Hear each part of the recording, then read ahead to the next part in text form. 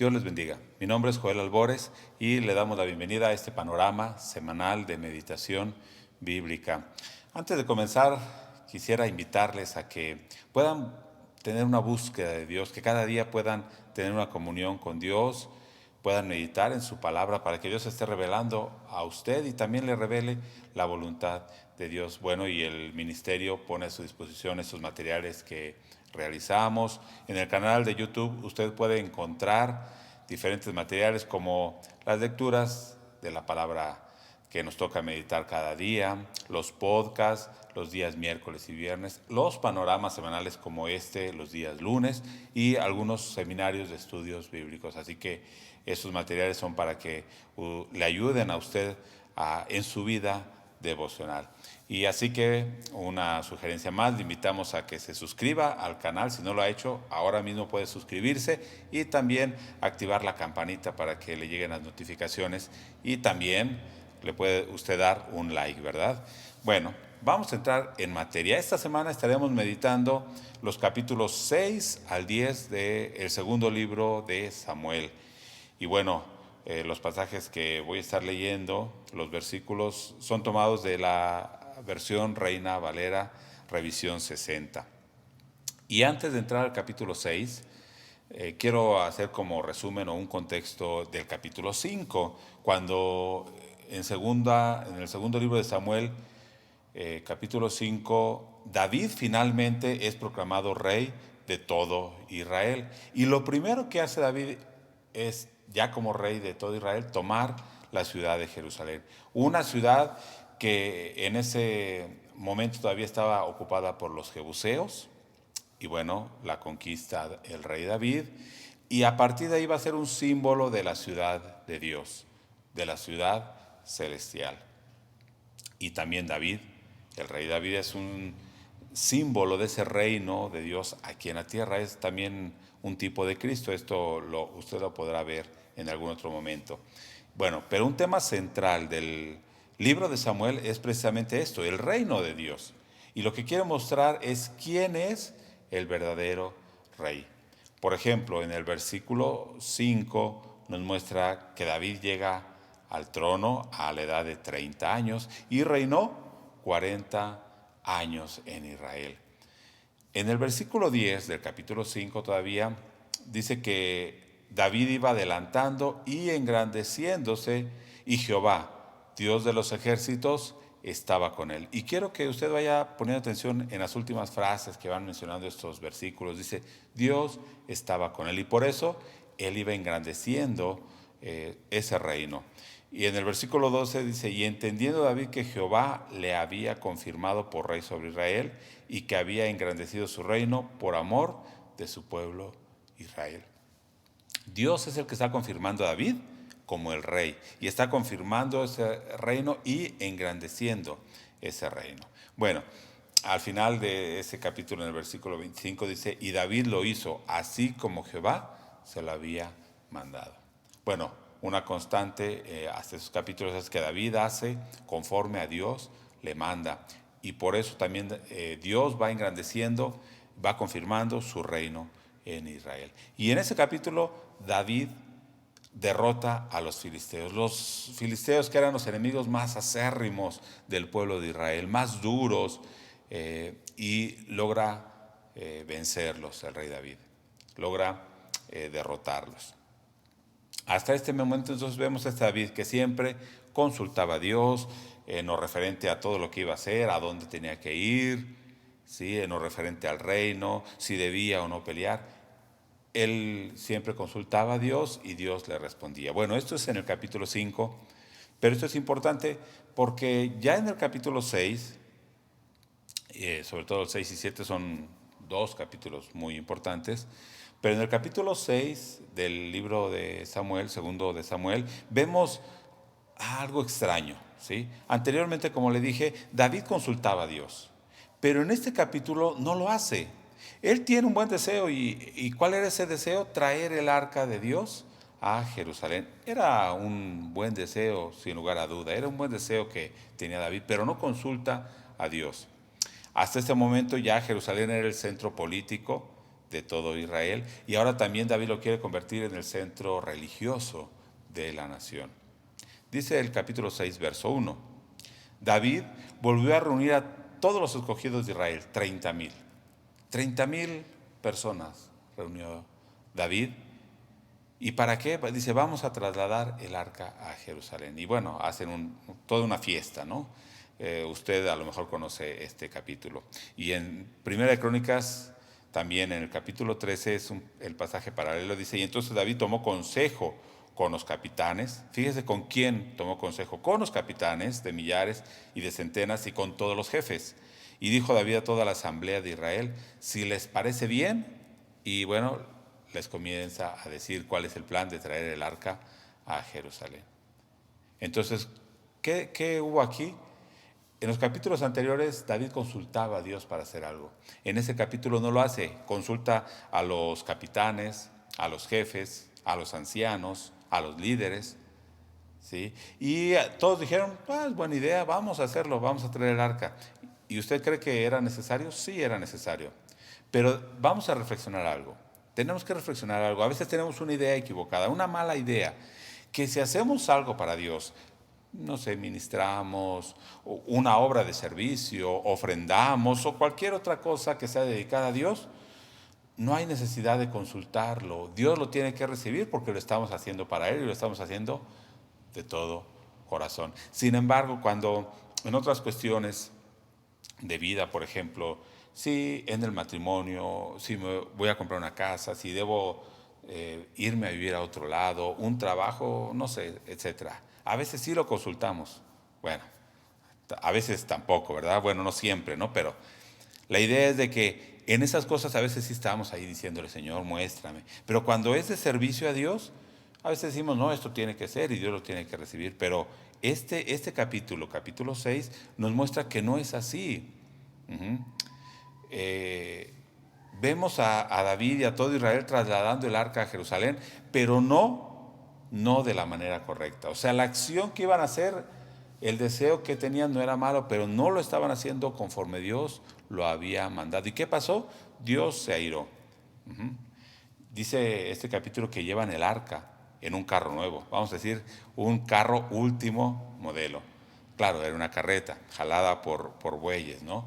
Pero recordemos el libro de Éxodo, Levítico, Números, toda la ley era muy específica, daba instrucciones claras de que el arca solo podía ser llevada por los levitas, sobre sus hombros. Y bueno, llevan el arca en un carro nuevo. Usa era uno de los levitas que iba por ahí, y al ver que el arca se iba a caer, ¿qué hizo? La agarró. Y era algo natural, uno hubiera hecho lo mismo, ¿sí? ¿Y qué pasó? Dios lo mata. Se aira Dios y mata a Usa. Podemos decir que fue la gota que derramó el vaso. Estaban haciendo todo mal, pero cuando Usa toca el arca, se atrevió a tocar el arca, Dios lo mata. Algo bien tremendo es que en el capítulo 5, cuando pelean contra los filisteos, dice que Dios había quebrantado a los filisteos y a ese lugar le ponen Baal Perasim, que quiere decir el Señor que quebranta. Pero ahora en el capítulo 6, verso 8, ahí en ese lugar, ¿cómo es llamado? Pérez Usa, que quiere decir el quebrantamiento de Usa. Dios había quebrantado al enemigo. Dios había quebrantado al enemigo. Ahora también está quebrantando a su pueblo por no hacer las cosas conforme a su voluntad. Bueno, sin embargo, al final del capítulo corrigen y hacen una gran fiesta y hacen las cosas como deben ser y logran trasladar el arca a Jerusalén. Y bueno, si quiere más detalles, en Primera de Crónicas 13 y 15 nos va a dar más detalles de esto. Pero lo que estaremos meditando en esta semana es esto. Dios quebrantó al enemigo, pero también ahora quebranta al pueblo de Israel por no hacer las cosas como deberían. Bueno, y en esta misma tónica llegamos al capítulo 7, que es el capítulo central de los dos libros de Samuel. El capítulo 7 del segundo libro de Samuel es el capítulo central. ¿Por qué? Aquí David tiene un deseo de construir el templo para Dios. Nuevamente tiene un deseo. Bueno, y ahora nuevamente no consulta a Dios directamente, aunque sí va con el profeta, ¿no? Va con el profeta y dice, oye, mira, tengo este deseo. Pero en el capítulo 7, verso 13, el profeta, ¿qué le dice? Anda y haz todo lo que está en tu corazón, porque Jehová está contigo. Hazlo, es un buen deseo que tienes, ¿sí? Pero después Dios le habla al profeta y le dice, detente. Y hace unos cuestionamientos a David. Le dice a David, ¿tú me quieres construir casa a mí donde yo pueda habitar? ¿Tú, hombre? Ajá. ¿Tú, hombre pecador, quieres hacerme una casa a mí? ¿Tú quieres construir un reino para mí? No. Ajá. Y este capítulo es muy conocido porque es el pacto de Dios con David. Un pacto que será la idea que une todos los mensajes mesiánicos a partir de aquí, tanto en los salmos como en los profetas, cuando hablan de ese cumplimiento de la profecía del Mesías, de la venida del Mesías. ¿En qué se basan? En este capítulo 7 de Segunda de Samuel. Pero los versos bien importantes, cuando llegue a meditar esos versos, va a ser el capítulo 7, verso 11 al 16, que dice así, el 11, al final, asimismo Jehová te hace saber que Él te hará casa. Tú no me vas a hacer casa, yo voy a hacer casa, yo te voy a hacer una casa. Dice, y cuando tus días sean cumplidos y duermas con tus padres, o sea, cuando mueras, nuevamente dice Dios, yo levantaré después de ti a uno de tu linaje, o sea, un descendiente tuyo, el cual procederá de tus entrañas y afirmaré su reino. El reino que Dios quiere afirmar no va a ser aún contigo, va a ser con tu descendiente. Sigue diciendo el 13, Él edificará casa a mi nombre y yo afirmaré para siempre el trono de su reino. Podríamos pensar que Salomón, que es el que edifica el templo, ajá. Pero en el versículo 14 dice, yo le seré a él padre y él me será a mí hijo. Yo voy a ser el padre y él va a ser el hijo. Y este pasaje precisamente es el pasaje que utiliza el escritor de Hebreos en el capítulo 1 para mencionar al Mesías, a Jesucristo, como el Hijo de Dios. Bueno, y al final el verso 16 dice, y será firmada tu casa y tu reino para siempre delante de tu rostro, y tu trono será estable eternamente. ¿Por qué dijimos que no podría ser Salomón? Definitivamente porque Salomón, su reino no fue ni estable ni eterno. ¿Cuándo se cumple este reino estable, este reino eterno? En Jesucristo. Entonces, este pacto mesiánico, este pacto de Dios con David, a partir de aquí va a estar muy presente en todas las profecías mesiánicas, tanto de los salmos como de los profetas. Entonces, cuando lleguemos a estos capítulos, veamos esa salvación. Y lo importante de esto es que el templo que construiría ese descendiente de David, ¿quién era? ¿Quién es? Somos nosotros, la iglesia. Ese reino estable es el reino de Jesucristo en su iglesia. Es el reino de Jesucristo en nuestras vidas. Y este pacto va a tener una relación directa con nosotros. Y otro tema importante que quisiera ver en este capítulo es la oración que hace precisamente David. ¿Sí? Dice el versículo 29, ten ahora a bien bendecir la casa de tu siervo, para que permanezca perpetuamente delante de ti. Fíjese cómo ora David. Señor, bendíceme, bendice mi familia y haz que mi casa sea perpetua por siempre. Qué bonita oración, pero vamos a detenernos un poco. ¿Por qué David hace esta oración? Dice el verso 27, porque tú, Jehová de los ejércitos, Dios de Israel, revelaste al oído de tu siervo diciendo, yo te edificaré casa. O sea, Dios le dijo a David, yo te edificaré casa. Por esto, sigue diciendo, tu siervo ha hallado en su corazón valor para hacer delante de ti esta súplica. Posiblemente David antes ya tenía este deseo, Señor, haz mi reino estable. Pero cuando Dios le da su palabra, él sabe que eso lo iba a hacer Dios, entonces dice, ahora tengo el valor de pedírtelo. Sí, el verso 25 también dice, ahora pues Jehová Dios, confirma para siempre la palabra que has hablado sobre tu siervo y sobre tu casa. Y haz conforme a lo que has dicho. Fíjese cómo ora David. Ora únicamente diciendo, haz lo que tú has dicho.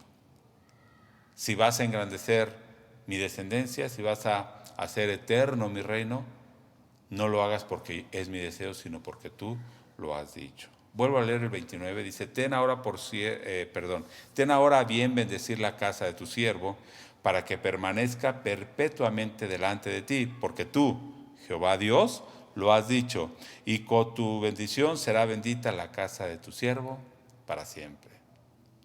Bendíceme porque tú lo has dicho. Nuestra oración debe estar basada entonces únicamente en lo que Dios ha dicho, en la palabra de Dios, en lo que Él ha dicho que va a hacer con nosotros. Entonces, después de meditar, por eso debemos orar de esta manera, decir, Señor, cumple esta palabra en mi vida. Nuestra oración no debe estar basada en nuestro deseo o nuestros anhelos o incluso nuestra necesidad, no.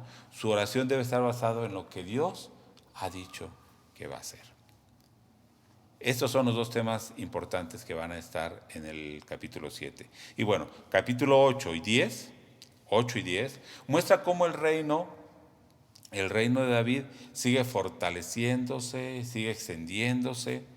Dios está venciendo a los enemigos, da la victoria sobre todos los enemigos que están alrededor, sobre los filisteos, sobre los moabitas, los amonitas, los sirios, los edomitas. Y habla de esas luchas externas. Entonces, cuando usted medita, ve cómo Dios va venciendo, Dios les da la fortaleza para ir venciendo a esos enemigos externos. Y aunque después en el capítulo 11 va a hablar de otro tipo de enemigos, bueno, eso lo meditaremos hasta la otra semana.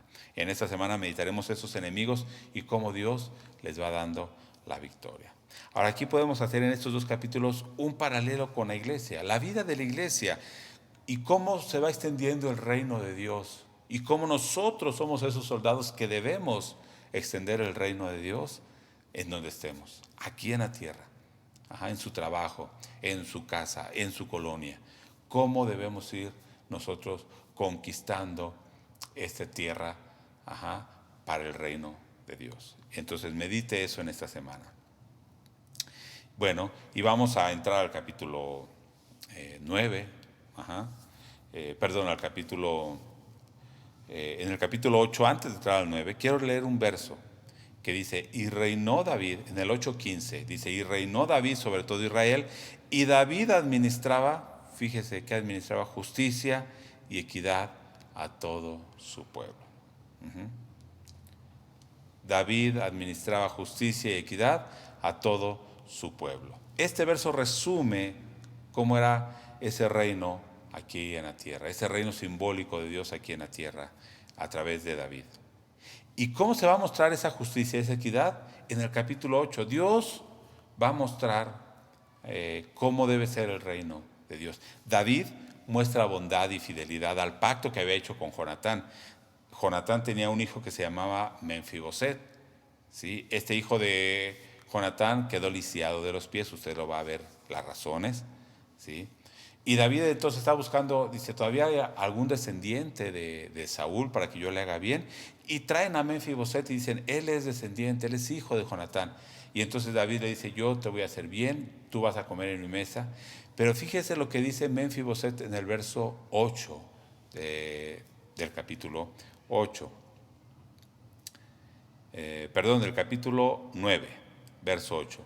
Y él inclinándose dijo, ¿quién es tu siervo para que mires a un perro muerto como yo? Fíjese qué es lo que dice, qué es su sentir. ¿Quién soy yo? ¿Quién es este siervo para que mires a este perro muerto como yo? Y me recordó mucho la mujer sirofenicia que le dice a Jesús, a unos perrillos comen las migajas que caen de la mesa de sus amos. Una actitud de humildad. Cuando estamos delante de Dios, nos damos cuenta de que no merecemos lo que Él nos ha dado, que no merecemos la salvación, no merecemos su misericordia. Estamos delante de ese Dios. ¿Y qué es lo que pasa? ¿Cómo debemos responder? En agradecimiento. Nos damos cuenta de lo que somos y de lo que es Él y únicamente podemos responder en agradecimiento. Y dice el verso 13 de ese capítulo: y moraba Menfiboset en Jerusalén, porque comía siempre a la mesa del rey.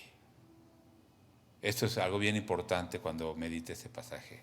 Este Menfiboset está representando nuestra condición, de dónde Dios nos llamó, cómo estábamos, la actitud que debemos tener. Y la actitud de David está representando lo que Dios hizo por nosotros. Al hacernos habitar en su presencia, dice: tú vas a vivir en Jerusalén. Y al hacernos comer en su mesa, disfrutar de esa salvación. Es lo que Dios hizo con nosotros. Así que, hermano, le invito a que reflexione en estas enseñanzas. Jerusalén, que representa esa ciudad de Dios, ese pueblo salvo de Dios, el tabernáculo, el templo que podemos ver en el capítulo 6 y 7, la presencia de Dios en su iglesia, su reino y su salvación en su iglesia. Y la justicia, la equidad y la misericordia que vemos en ese reino también es algo que debe estar presente en la vida de la iglesia. Entonces esperamos, hermano, que esta semana Dios esté hablando a nuestras vidas, que podamos ser animados, que podamos ser confrontados por la palabra de Dios, que podamos ser exhortados, guiados a toda verdad, pero que también podamos responder en gratitud y obediencia. Dios les bendiga.